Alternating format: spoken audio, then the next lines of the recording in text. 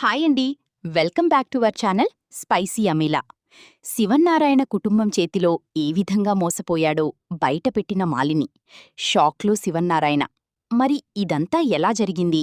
కుటుంబం ఏ విధంగా శివన్నారాయణ మోసం చేసింది? ఇవన్నీ మీరు తెలుసుకోవాలంటే వీడియో అయితే చివరి వరకు చూసేయండి. మాలిని నిజస్వరూపం బయటపడాలని అనుకునేవాళ్లు మన ఛానల్ని తప్పకుండా సబ్స్క్రైబ్ చేసుకోండి. ఇక మాలిని అయితే కాంచన ఇంటికి వస్తుంది. కాంచన ఒక్కసారిగా మాలినిని చూసి షాక్ అయిపోతుంది. ఇల్లంతా అలా చూసిన మాలిని దీప మరియు కార్తిక్తో అంటుంది, ఇంత పెద్ద జోష్నా రెస్టారెంట్కి సీఈఓ అయిన నువ్వు ఉండే ఇల్లు ఇదా? అసలు ఇలాంటి ఇంట్లో మీరు ఎలా ఉంటున్నారు? ఛీ, ఎలా ఉంది ఈ ఇల్లు? ఈ ఇంట్లో అసలు మీరు ఎలా ఉండగలుగుతున్నారు? శివన్నారాయణ మీకు ఇంత పెద్ద అన్యాయం చేసినాడా అంటూ వాళ్ళని రెచ్చగొడుతూ ఉంటుంది.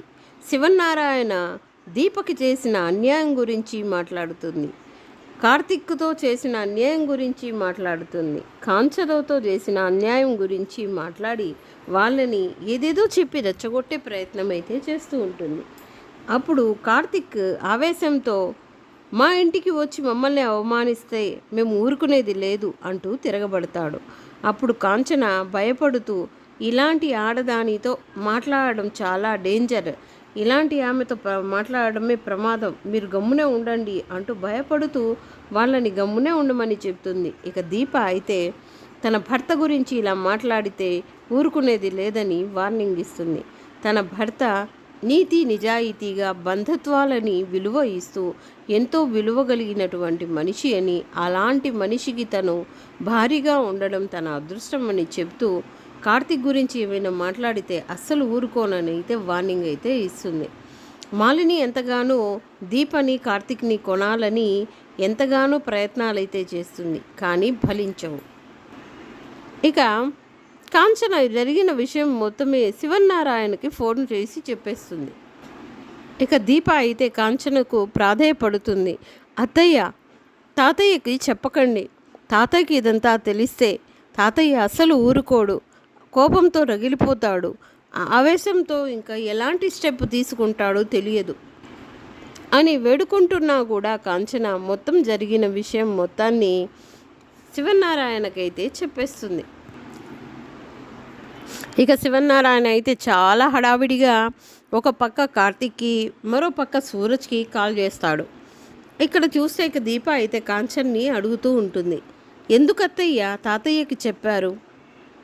తాతయ్య ఆవేశం గురించి మీకు తెలుసు కదా అని చెప్పి అంటూ ఉండగానే, నాన్న ఎవరికి ఎక్కడ ఎలా బుద్ధి చెప్పాలో తెలుసు, నాన్న ఎవరిని ఎలా బుద్ధి చెప్పి కంట్రోల్లో పెట్టాలో తెలిసిన మనిషి కూడా, కార్తిక్ కూడా వెళ్ళాడు కాబట్టి అక్కడ ఏం కాదులే అని చెప్పేసి అంటూ ఉంటుంది. ఇక కాంచన అయితే ఇక్కడ చూస్తే కూతురు విషయంలో థ్యాంక్స్ చెప్పడానికి సూరజ్ దగ్గరికి వచ్చి, ఇక సూరజ్ని నువ్వు ఎవరు, నీ వాళ్ళు ఎవరు అని చెప్పి అడుగుతూ ఉంటుంది.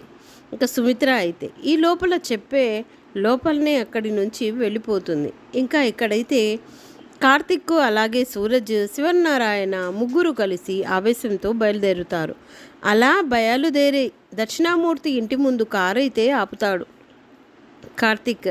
అలా కారు దిగిన తర్వాత సూరజ్ అయితే ఈ ఇంటికి ఎందుకు వచ్చారు అని చెప్పేసి అంటూ ఉండగానే, నేను ఇంటికి తీసుకొస్తున్న విషయం నీకు తెలియదు కదా, ఈ ఇల్లు ఎవరిదో నీకు తెలుసా అని అడుగుతుంటాడు. అయ్యో, నా మాట పూర్తవ్వకముందనే మీరు మాట్లాడేస్తున్నారు, ఈ ఇంట్లో మీ వాళ్ళు ఎవరైనా ఉన్నారా అని అడుగుతున్నాను, నా వాళ్ళు నా బంధువులు కాదు, నా శత్రువుల ఇల్లు ఇది, దక్షిణామూర్తి ఇల్లు ఇది అని చెప్పేసి ఆవేశంతో అంటూ ఉంటాడు ఇక శివన్నారాయణ అయితే. ఇక అలా సూరజ్ చూస్తూ ఉంటాడు. అలా లోపలికి వెళ్ళంగానే ఒక్కసారిగా డోర్ తీస్తారు. డోర్ తీసేసరికి శివన్నారాయణ కన్నెర్ర చూస్తూ ఆ గుమ్మం ముందు నిలబడతాడు. పైనుంచి మాలిని అయితే చూస్తూ ఉంటుంది ఆశ్చర్యంతో. ఎవరు వచ్చింది అని చెప్పేసి ఆ పని మనిషి అడుగుతూ ఉంటుంది. మేడం ఎవరు వచ్చారు మేడం అని చెప్పేసి అంటూ ఉండగానే దక్షిణామూర్తి గుమ్మం ముందు నిలబడి ఉన్న శివన్నారాయణని అయితే చూస్తాడు. శివన్నారాయణ, నువ్వు నా ఇంటికి వచ్చావా? రా రా రా, నువ్వు నా ఇంటికి రావడం నిజంగా ఇది ఒక పెద్ద మిరాకిల్ అనే అనుకోవాలి. నా ఇంటికి నా స్నేహితుడు రావడమా అని చెప్పేసి అంటూ లోపలికి రమ్మని పిలవడానికి దగ్గరగా ఆశగా వస్తాడు దక్షిణామూర్తి. అలా వచ్చేసరికి నీ ఇంటికి స్నేహితుడిగా రాలేదు, శత్రువుగా వచ్చాను. నీ ఇంట్లో కూర్చొని నీతో కబుర్లు చెప్పి కాఫీ తాగడానికి టీలు తాగడానికి నేనైతే రాలేదు అని అంటూ ఉంటాడు. అదేంటి శివనారాయణ, గుమ్మం దాకా వచ్చి లోపలికి రాకుండా ఏదేదో మాట్లాడతావేమిటి, లోపలికి రా అని చెప్పేసి పిలుస్తూ ఉంటాడు దక్షిణామూర్తి. ఇక లోపలికైతే వస్తాడు శివనారాయణ. ఎక్కడా నీ కోడలు అని చెప్పేసి దక్షిణామూర్తిని శివనారాయణ అడుగుతూ ఉంటాడు. నా కోడలు మాలినితో మీకేం పని అని చెప్పేసి అంటూ ఉండగానే మావయ్య గారు అని చెప్పేసి మాలిని మెట్ల మీద నుంచి దిగి కిందకి వస్తూ ఉంటుంది. అలా వస్తూ ఉండగానే మాలిని వైపు కార్తిక్, సూరజ్ అలాగే ఇక శివనారాయణ కూడా చూస్తూ ఉండిపోతారు. నాకు తెలుసు బాబాయ్ గారు, మీరు వెతుక్కుంటూ వస్తారని. ఏంటమ్మా, ఏం జరిగింది అని దక్షిణామూర్తి అయితే అడుగుతూ ఉంటాడు. శివనారాయణ అసలు ఇక్కడికి ఎందుకు వచ్చాడు అంటూ అడుగుతూ ఉండగా, ఏంటి ఏం తెలియని అమాయకుడు ఇలా మాట్లాడుతున్నావేంటి, నీ కోడల్ని పంపించింది నువ్వే కదా. నేను పంపించడం ఏంటి శివనారాయణ, నేను తనకి ఎక్కడికి పంపించలేదు అని అంటూ ఉంటాడు. మావయ్య గారు అంతా మీకు చెప్తాను ఉండండి అని చెప్పేసి మాలిని అయితే అంటుంది. ఏంటి ఏం చెప్తావు, ఏం చెప్పాలని అనుకుంటున్నావు, నువ్వు ఏం చెప్పడానికి ఇక్కడికి నన్ను రప్పించావు అని చెప్పేసి అంటూ ఉండగానే, ఏంటి శివనారాయణ గారికి చాలా కోపం వచ్చినట్టుందే. కోపం కాదు, ఆవేశం.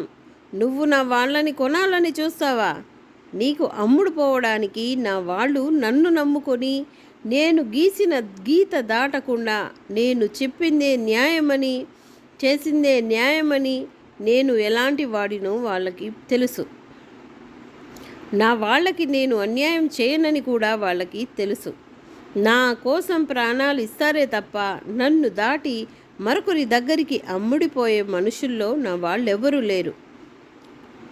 ఒకవేళ ఆ రోజు నువ్వు ఆ షెఫ్ అమ్ముడిపోయాడని నా వాళ్ళని కూడా కొనాలని అనుకున్నావేమో.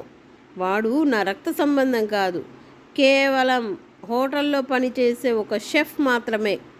వాడు నీకు అమ్ముడి అయిపోయి ఉండొచ్చు, కానీ వీళ్ళు నా రక్త సంబంధం, నా కుటుంబం, నా బలం, నా కూతురు, నా మనవడు, అలాగే నా మనవడి భార్య, వీళ్ళందరూ నా వాళ్ళు.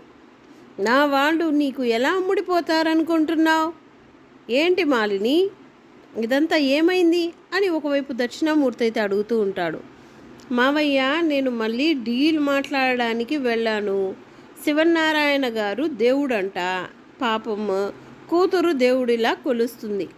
ఈ దేవుడు కూతురికి అన్యాయం చేసి కూతురు జీవితాన్ని రోడ్డున పడేసేలా చేశాడు.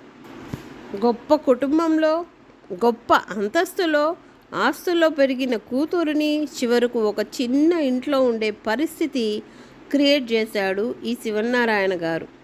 కూతురు కోడల్ని తీసుకొచ్చి ఇంటి పని మనిషి చేసుకున్నాడు. అలాగే పక్కన తిప్పుకుంటూ మనవడిని డ్రైవర్ని చేశాడు. ఈయన ఎక్కడో చదివి గొప్ప గొప్ప చదువులు చదువుకొని వచ్చి హోటల్ మేనేజ్మెంట్ చేస్తూ ఇక ప్రతి రెస్టారెంట్ ఏది తీసుకున్నా సరే సక్సెస్ చేసి గొప్ప విజయాన్ని సాధించారు. ఈరోజు వీడిని తన స్థితిలో, దీన స్థితిలో నెట్టేసి ఒక డ్రైవర్ కింద మార్చేశాడు. ఇతను దేవుడు ఎలా అవుతాడు? ఇతని భార్య నుంచి వీళ్ళని నేను కాపాడాలి అనుకున్నాను. మామయ్య గారు అంతే, ఈ మనవడు ఆ మాట వినకుండా ఈ తాతతో కంప్లైంట్ ఇచ్చినట్టున్నాడు. నా కూతురు జరిగిందంతా చెప్పింది అని ఒకవైపు శివనారాయణ అయితే చెప్తూ ఉంటాడు. నా కూతురికి నేను అన్యాయం చేశానా? నా కూతురికి ఎలా అన్యాయం చేయాలో, నా కూతుర్ని ఎలా నేను కాపాడుకోవాలో నాకు బాగా తెలుసు. నా కుటుంబానికి నేనేంటో నాకు బాగా తెలుసు. నా కుటుంబం ఏంటో తెలుసు. నేనెవ్వరికీ అన్యాయం చేయను. ఎప్పుడు కోరుకున్న నా మనవడికి నా ఆస్తి అంతస్తులు ఇవ్వగలను. కానీ వాడు నా ఆత్మాభిమానాన్ని నమ్ముకున్నాడే కానీ తాత ఆస్తిని కోరుకోలేదు. వాడు పట్టుదలగా పంతంగా గెలవాలనుకున్నాడు. భార్య కోసం ఈరోజు నా ఇంటి పని మనిషిని చేసి నా ఇంటి డ్రైవర్గా మారాడు. కేవలం ఇదంతా వాడి భార్య కోసం వాడు చేసిన త్యాగమే తప్ప వాడు కావాలని నా ఇంటి డ్రైవర్ అవ్వలేదు. నేను వాడిని ఏ రోజు నా ఇంటి డ్రైవర్ని చేసుకోవాలని అనుకోలేదు. అయినా ఎక్స్ప్లెనేషన్ నీకు ఇవ్వాల్సిన అవసరం కూడా నాకు లేదు. నా వాళ్ళను కొనాలని చూస్తే ఈ శివన్నారాయణ నిన్ను క్షమించడు. దక్షిణామూర్తి, ఏమనుకుంటున్నావు నువ్వు? నా జోలికి వస్తే నీ పరిస్థితి ఏమవుతుందో అంతకుముందు ఒకసారి కూడా నువ్వు చూసావు. మళ్ళీ నా వాళ్ళ జోలికి వస్తున్నారు. నా వాళ్ళనే నా నుంచి దూరం చేయాలని చూస్తున్నారు. నాకు అర్థమైంది. ఆ రోజు పోటీలో గెలిచింది నా వాళ్ళ కారణంగానే. నా కుటుంబమే నా బలమని తెలుసుకొని మాలిని నా బలాన్ని బలహీనతగా మార్చడం కోసం నా చుట్టుపక్కల ప్రయత్నాలన్నీ మొదలుపెట్టింది. నాకు తెలియకుండా ఎన్ని ప్రయత్నాలు చేసినా నా వాళ్ళెవ్వరూ కూడా నీ డబ్బుకి ఆశపడే వాళ్ళే లేరు అని చెప్పేసి శివనారాయణ అయితే ఆవేశంతో అంటూ ఉంటాడు. శభాష్ బాబాయ్ గారు, నిజంగా మీరు చాలా గ్రేట్ తెలుసా. మీలాంటి వ్యక్తిని చూస్తుంటే నాకు చాలా గర్వంగా ఉంది. నా ఇంటి ఆడపడుచుకి మీరు మామగారైనందుకు మాకు చాలా సంతోషంగా ఉంది.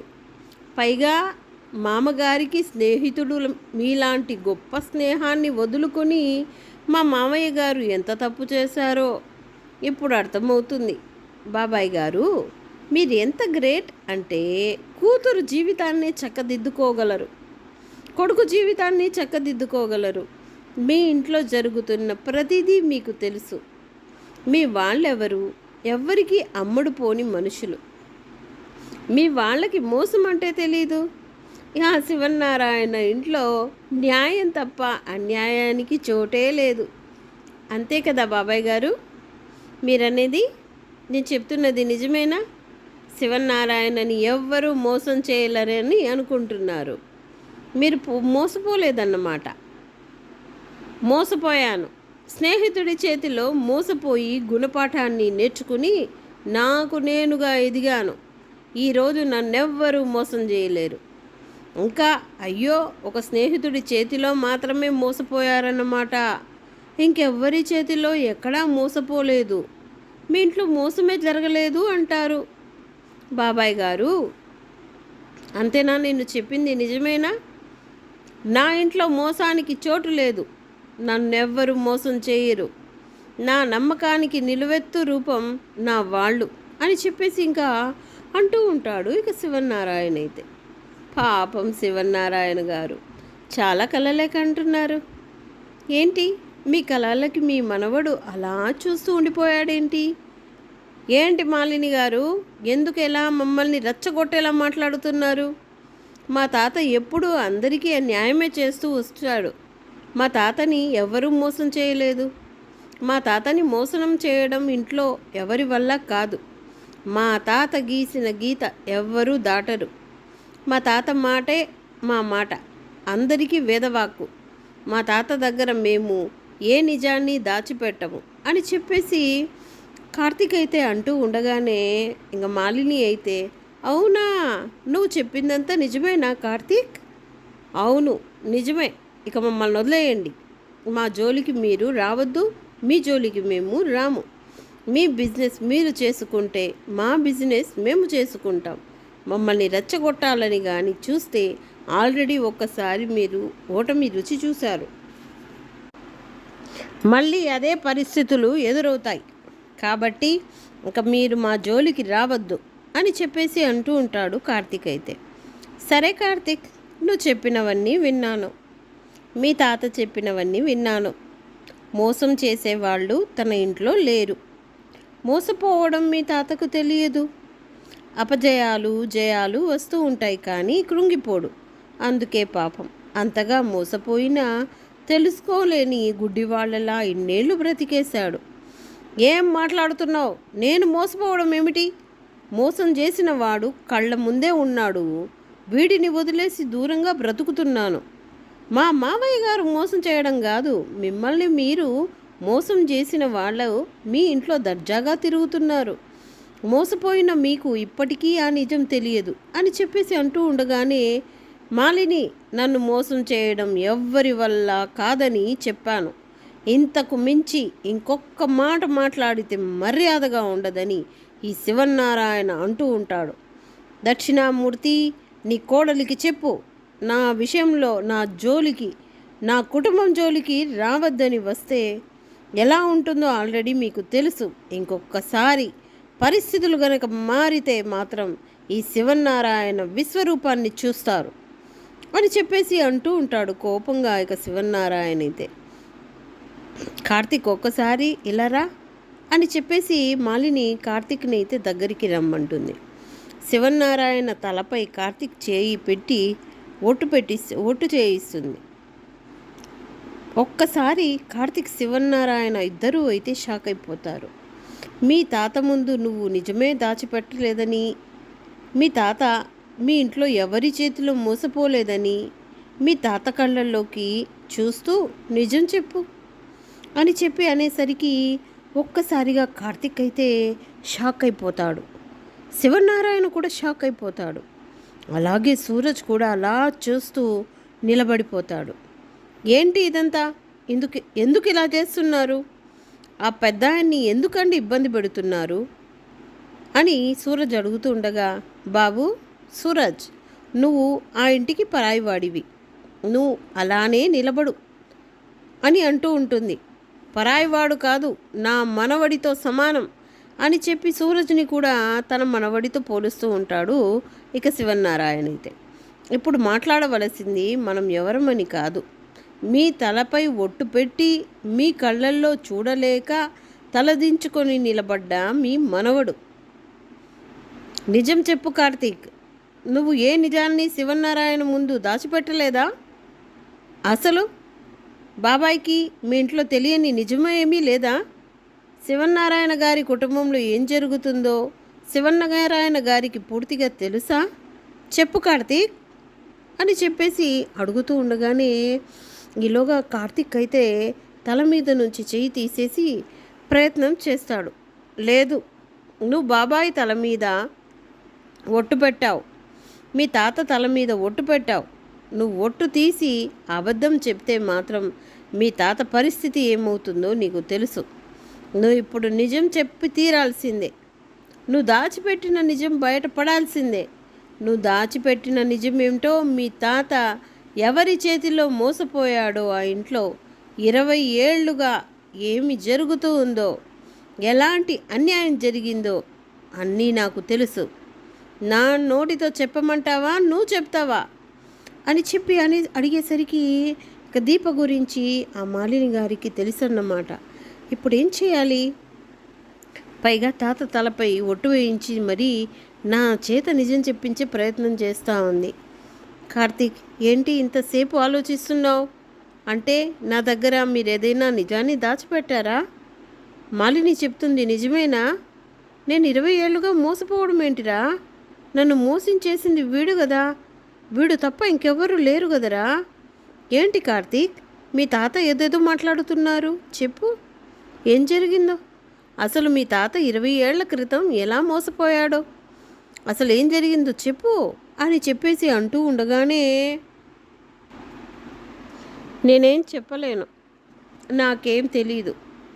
మా తాత ఏ విషయంలోనూ మోసపోలేదు, నన్ను వదిలేయండి. మాలిని గారు, ప్లీజ్ నన్ను వదిలేయండి. నన్ను మా తాతని వెళ్ళనివ్వండి. ఎందుకంటే హడావిడిగా వెళ్ళిపోవాలని అనుకుంటున్నావు? నిజాన్ని ఎంతకాలం దాచిపెడతావు? ఏంటి బాబాయ్ గారు, మీ మనవడి కళ్ళలో భయం, బాధ చూస్తే మీకు అర్థం కావడం లేదా? ఏదో పెద్ద రహస్యమే ఉందని ఇప్పుడు నా తలపై ఒట్టు పెట్టావు. కార్తీక్, నువ్వు నాకు నిజం చెప్పాలి. ఇప్పుడు నేను అడుగుతున్నాను, మాలిని కాదు. నువ్వు ఏ నిజాన్ని దాచిపెట్టావో చెప్పకపోతే ఈ తాత చచ్చినంత ఒట్టే అని చెప్పేసి శివనారాయణ చెప్తూ ఉంటాడు. ఒక్కసారిగా కార్తీక్ అయితే షాక్ అయిపోతాడు. తాత, అదంతా ఇప్పుడు వద్దులే తాత, తర్వాత మాట్లాడుకుందాం అని అనగా కార్తీక్, లేదు, ఈ మాలిని నోరన్నా మూతపడాలి, లేకపోతే నా కళ్ళన్నా తెరుచుకోవాలి. అసలు ఏం జరిగిందో చెప్పు కార్తీక్, అంత పెద్ద రహస్యం ఏంటి అని చెప్పేసి అడిగేసరికి నన్ను క్షమించు తాత, నీ దగ్గర ఒక నిజాన్ని దాచిపెట్టాను. అలా అని ఇది మొదటి నుంచి నాకు తెలిసిన విషయం కాదు. నాకు తెలిసేసరికి అంతా అయిపోయింది. ఏమైంది? ఏంటా నిజం? పారు నిన్ను మోసం చేసింది తాత. ఏంటి? పారిజాతం మోసం చేసిందా? ఏం మాట్లాడుతున్నావు కార్తీక్? నాకేమీ అర్థం కావడం లేదు. ఏంటమ్మా, ఏంటి ఇదంతా? ఏంటి మాలిని అని ఒకవైపు దక్షిణామూర్తి అడుగుతూ ఉంటాడు. శివన్నారాయణ కార్తీక్ని అడుగుతూ ఉంటాడు. సూరజ్కి కూడా విషయం తెలియదు కాబట్టి సూరజ్ కూడా అలాగే చూస్తూ ఆశ్చర్యంగా ఉండిపోతాడు. ఏంట్రా కార్తీక్, నన్ను పారిజాతం ఏం మోసం చేసింది? దానికి చిన్న చిన్న తప్పులు చేయడం అలవాటే, అలా అని మోసం చేయడం తెలియదు. నీ మీద పగ ప్రతీకారంతో చిన్నతనంలోనే జోష్న పుట్టిన వెంటనే బిడ్డల్ని మార్చేసింది తాతయ్య. అంటే ఇప్పుడు మన ఇంట్లో? అవును తాత, మన ఇంట్లో ఉంటున్న జోష్న నీ మనవరాలు కాదు అనగానే ఒక్కసారిగా శివన్నారాయణకైతే గుండె పగిలినట్టు అయిపోతుంది. అంటే మరి తను ఎవరో కాదు, తను పారిజాతం మనవరాలు, దాసు కూతురు అని చెప్పి అనేసరికి ఒక్కసారిగా షాక్ అయిపోయి ఉండిపోతాడు శివన్నారాయణ. ఏం మాట్లాడుతున్నావురా కార్తీక్? ఎన్నేళ్లుగా?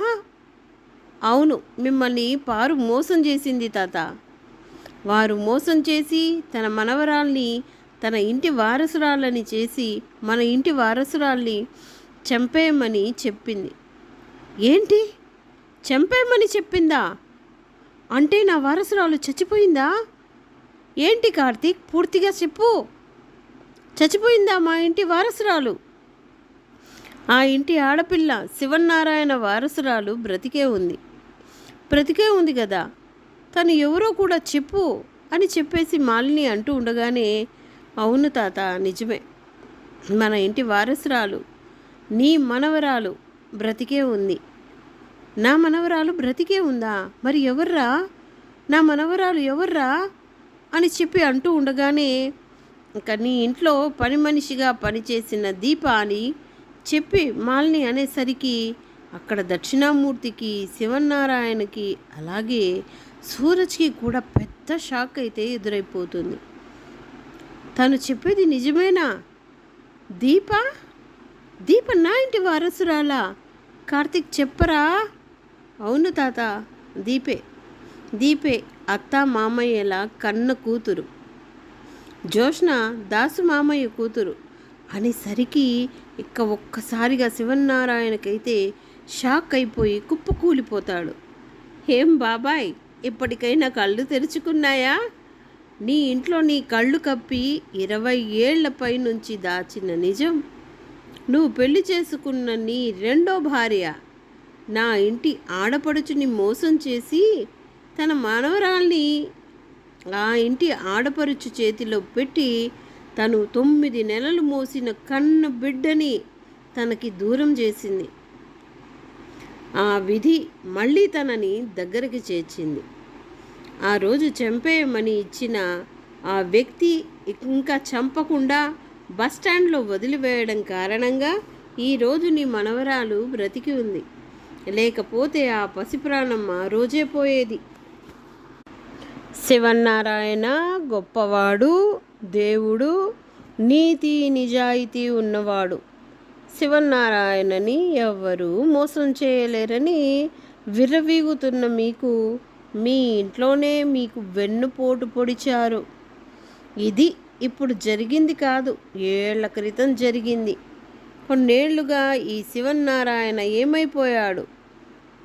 ఆ పౌరుషం, పంతం, తెలివితేటలు ఇవన్నీ ఎక్కడ పోయాయి అని చెప్పేసి గంభీరంగా మాలిని అడుగుతూ ఉంటుంది.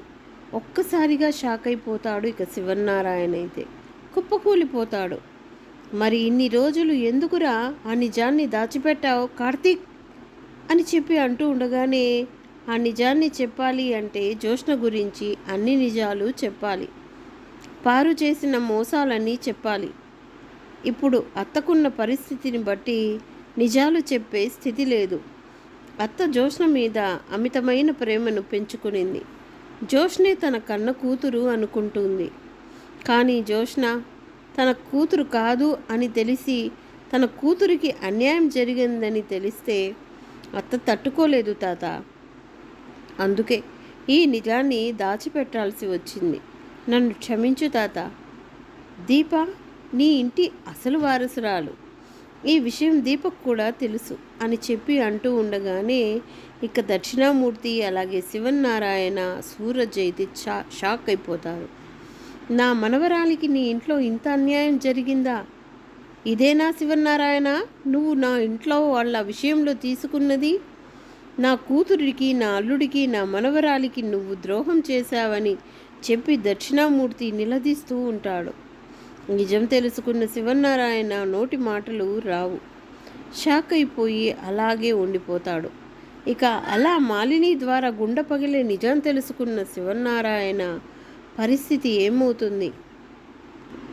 ఆవేశంగా వచ్చిన శివన్నారాయణ ముందు దీప నిజాన్ని తీసుకువచ్చినటువంటి మాలిని. ఇక రాబోయే కథలో అయితే ఇలాగే జరగబోతుంది. శివనారాయణకైతే చాలా పెద్ద షాక్ అయితే తగలబోతుంది. ఇంకా శివనారాయణ ఎలాంటి నిర్ణయం తీసుకుంటాడు? ఇక దీప విషయంలో దీపని తన ఇంటి వారసురాలుగా అంగీకరిస్తాడా? జ్యోత్స్నని ఇంటి నుంచి వెళ్ళగొడతాడా? అసలు ఏం జరిగింది? పారిజాతానికి ఎలాంటి శిక్ష వేస్తాడు? ఇవన్నీ తెలియాలంటే కథ అయితే ఇలాగే జరుగుతుంది.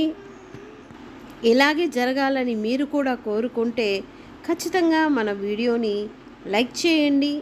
నెక్స్ట్ ఎపిసోడ్ కోసం మన ఛానల్ని సబ్స్క్రైబ్ చేసుకోవడం మర్చిపోకండి. Thanks for watching.